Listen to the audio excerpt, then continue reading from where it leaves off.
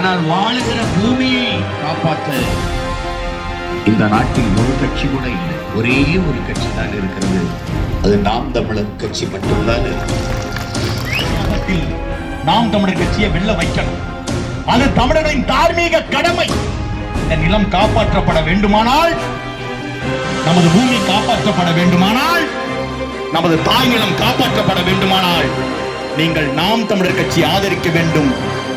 செந்தமிழன் சீமான் அவர்களது கரங்களை இறுக பற்றிக் கொள்ள வேண்டும் என்று சொல்லி வணக்கம்.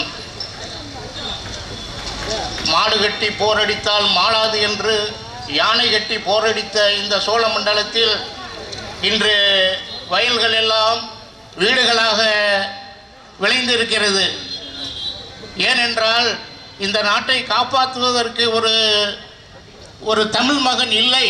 60 ஆண்டு காலமாக ஏதோ ஒரு மாநிலத்தைச் சேர்ந்த அடுத்த மொழிக்காரர் தான் நம்மளை தமிழன் என்று பொய் சொல்லியே நம்மளை காலம் கடத்தி இதுவரை நம்மை அடிமைப்படுத்தி கொண்டிருக்கிறார்.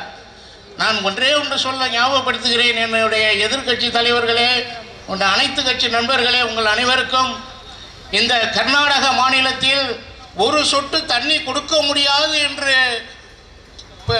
தீர்ப்பு இருந்த போதும் கொடுக்க முடியாது என்று ஒரு வார்த்தை சொல்லுகிறான் என்றால், இந்த தமிழ்நாட்டில் இருக்கிற முதலமைச்சர் ஒரு சொட்டு கரண்ட் உனக்கு தர முடியாது என்று சொல்லியிருந்தால், நல்ல மானமுள்ள தமிழனாக இருந்து ஆண்டு இருந்தால் இந்த வார்த்தை சொல்லியிருப்பான்.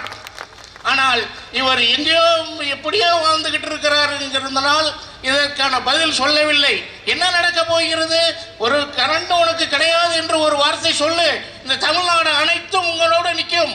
எந்த கட்சியாக இருந்தாலும் தன்னுடைய உரிமை காப்பாற்றுவதற்காக உங்களோடு நிற்பார்கள். அந்த திமிரு தமிழனுக்கு தான் இருக்கும். காமராஜருக்கு பிறகு ஒரு தமிழன் இருந்திருந்தால் கண்டிப்பாக இந்த நிலை மாறி இந்த நிலையை மாற்றி ஒரு நல்ல தமிழனாக நல்ல தமிழ்நாடாக வாழ வைத்திருப்பார் என்று கூறி எனக்கு வாய்ப்பளித்த உங்களுக்கு நன்றி கூறி விடைபெறுகிறேன். நன்றி, வணக்கம்.